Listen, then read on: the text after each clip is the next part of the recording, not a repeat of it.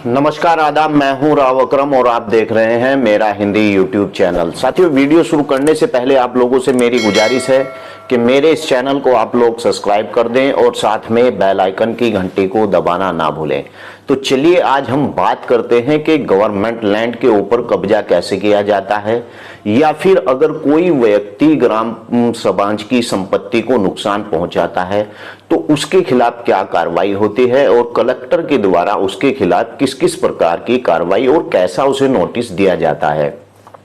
इसके बारे में आज हम विस्तार से जानकारी लेंगे और आप लोगों तक मैं यह जानकारी इस वीडियो के माध्यम से पहुंचा रहा हूं। अगर किसी भी बात के रहते हुए आप लोगों को मुझसे संपर्क करना है तो डिस्क्रिप्शन में मेरा मोबाइल नंबर है, आप वहां जाकर मुझे कॉल भी कर सकते हैं, या फिर आप जिसका आपका जो भी मैटर है उससे संबंधित मैंने बहुत सी वीडियो का लिंक अपने डिस्क्रिप्शन के अंदर दे रखा है। आप वहां जाकर किसी भी वीडियो के ऊपर क्लिक कर आप उस वीडियो को देख सकते हैं और मुझसे जानकारी भी प्राप्त कर सकते हैं। तो चलिए आज हम शुरुआत करते हैं कि गांव की संपत्ति को नुकसान पहुंचाने के बाद कलेक्टर के द्वारा क्या प्रक्रिया की जाती है, या किस प्रकार से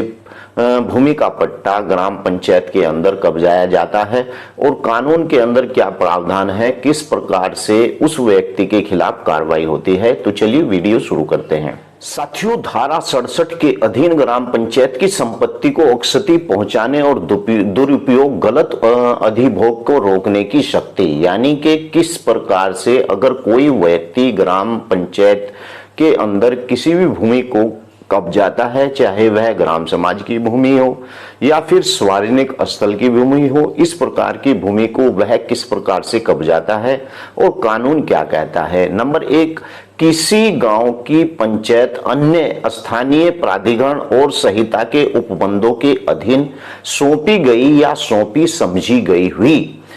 कोई भी संपत्ति यानी कि अस्थिग्रस्त हो जाती है और उसका दुरुपयोग होता है, या जहां कोई ग्राम पंचायत या अन्य प्राधिकरण इस संहिता के उपबंधों के अधीन किसी भूमि पर कब्जा प्राप्त करने के लिए हकदार हो, ऐसी भूमि और ऐसे उपबंधों के सिवाय अन्यथा रूप में अधिभोग हो और यथा स्थिति भूप्रबंधक समिति अन्य प्राधिकरण और संबंधित लेखपाल विहित के संबंधित सहायक कलेक्टर को सूचित करेगा। यानी कि किसी व्यक्ति के द्वारा, चाहे वह प्राधिकरण हो की भूमि हो या फिर वह ग्राम पंचायत की भूमि हो, अगर किसी व्यक्ति के द्वारा उस भूमि के ऊपर कब्जा कर लिया जाता है तो उस क्षेत्र का लेखपाल या फिर भूप्रबंधक समिति कलेक्टर को इस बात के लिए सूचित करेगा कि फला व्यक्ति के द्वारा वह जमीन को कब्जाया गया है, और सूचित करने के बाद आगे कलेक्टर क्या करता है, कलेक्टर इस प्रकार की कार्रवाई करता है जहां धारा 2 और 1 के अधीन अन्यथा प्राप्त सूचना के सहायक कलेक्टर और समाधान हो जाता है कि उपधारा 1 के निर्देश अगर कोई व्यक्ति संपत्ति को अस्थगित कर दी गई है या उसका दुरुपयोग किया गया है, या किसी व्यक्ति या संहिता के उपबंधों के उल्लंघन यानी कि उपधारा के निर्दिष्ट किसी भूमि अधिभोग हो, वहां संबंधित व्यक्ति के कारण बताओ नोटिस जारी करेगा। क्यों नहीं कि उसके द्वारा या तो उस भूमि का दुरुपयोग या गलत अधिभोग के प्रतिकार जो नोटिस निर्दिष्ट धनराशि यानी कि अधिक न हो वसूल की जाए। यानी कि सीधी सी बात यह है कि जब कलेक्टर को यह पता चलता है कि उस व्यक्ति के द्वारा उस ग्राम पंचायत की जो सरकारी भूमि पर कब्जा कर रखा है, तो उसे कलेक्टर कारण बताओ एक नोटिस देगा, और नोटिस देने के बाद इस बात को वह जाहिर करेगा कि क्यों ना आपको हम इस भूमि से बेदखल कर दें, क्योंकि वह कारण बताओ नोटिस इस बात का होता है या तो 30 दिन के अंदर वहां जाकर कलेक्टर के यहाँ पर आपको जवाब देना पड़ता है, या फिर कलेक्टर इस बात की जानकारी लेता है कि वास्तव में क्या उस व्यक्ति के द्वारा उस भूमि पर अधिभोग यानी कब्जा किया गया। यदि ऐसा व्यक्ति किसी उपधारा 2 यानी कि जमीन नोटिस जारी की गई हो और नोटिस के विनिर्दिष्ट समय के भीतर या ऐसे बढ़ाए गए समय के भीतर सहायक कलेक्टर और नियमित अनुज्ञा प्रदान करने के कारण उसे बताने में विफल रहता है या फिर दर्शाया गया अपर्याप्त पाया जाता है, तो सहायक कलेक्टर निर्देश के दे सकता है कि ऐसे व्यक्ति को भूमि से बेदखल कर दिया जाए और उक्त जमीन प्रयोजन के लिए ऐसे बल का प्रयोग भी कर सकता है जो उसे आवश्यक हो। यानी कि उस व्यक्ति के द्वारा जिस व्यक्ति को नोटिस जारी किया गया था उस व्यक्ति को कलेक्टर इस बात का नोटिस देगा और नोटिस देने के बाद अगर वह व्यक्ति सही होता है तो उस नोटिस को बर्खास्त भी समझा जाएगा। अगर वह जो है उसकी भूमि सही जगह पर है, कुछ गांव के अंदर लोग ऐसे होते हैं जो व्यक्ति अपनी सही भूमि के ऊपर भी होता है, ऐसे व्यक्ति की भी गांव के अंदर एक दूसरे की चिड़ावट के अंदर एक दूसरे के खिलाफ एप्लीकेशन दे देते हैं कलेक्टर के यहाँ कि साहब वह फला व्यक्ति ग्राम समाज की जमीन पर बैठा हुआ है। लेकिन होता क्या है कि अगर कलेक्टर इस बात की जानकारी लेकर उसे नोटिस भेजता है और वह अपने दस्तावेज तहसीलदार के यहाँ या फिर कलेक्टर के यहाँ नोटिस के आधार पर जमा कर यह बता देता है कि यह भूमि वास्तव में मेरी है, किसी व्यक्ति के द्वारा गलत एप्लीकेशन या गलत सूचना आपको दी गई है और यह वास्तव में भूमि मेरी है, तो उस नोटिस को रद्द समझा जाएगा। इसी प्रकार से अगर वह व्यक्ति जिसके द्वारा उस भूमि के ऊपर अधिभोग या फिर कब्जा किया गया है वह व्यक्ति उस भूमि पर काबिज भी है, तो उसके खिलाफ कलेक्टर क्या करेगा, यानी कि ये करेगा कि उसके खिलाफ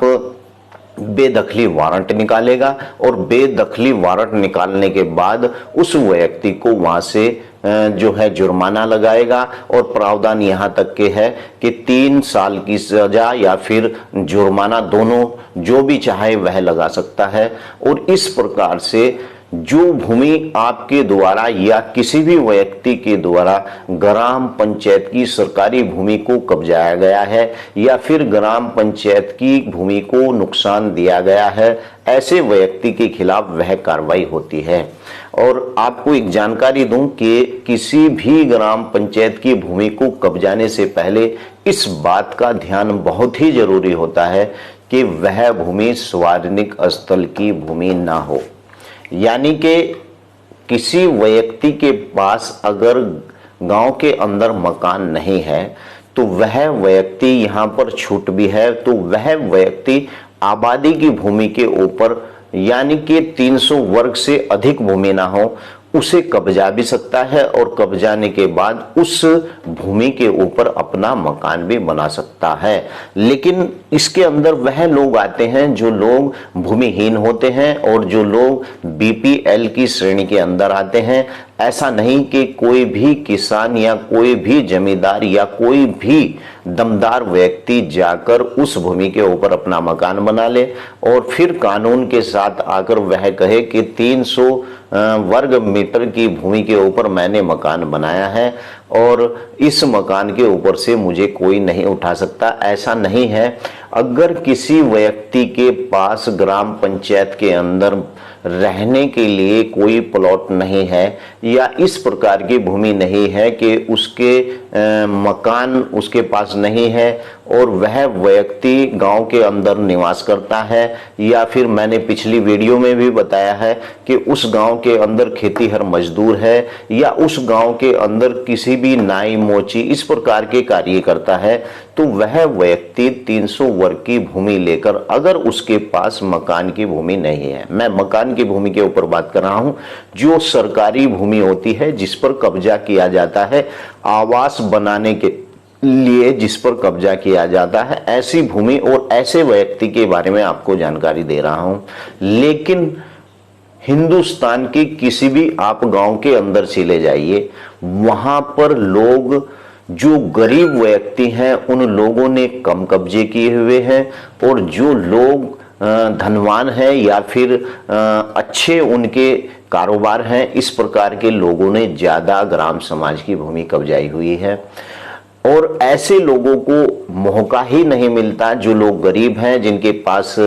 जो बीपीएल श्रेणी में आते हैं, या फिर जिनके पास रहने के लिए मकान नहीं है। इस प्रकार के व्यक्ति अगर सरकारी भूमि पर 300 वर्ग यानी कि आवासीय भूमि पर कब्जा करते हैं, तो उसके लिए छूट है, वह बेफिक्र होकर कब्जा कर सकते हैं, लेकिन सार्वजनिक उपयोग की भूमि को छोड़कर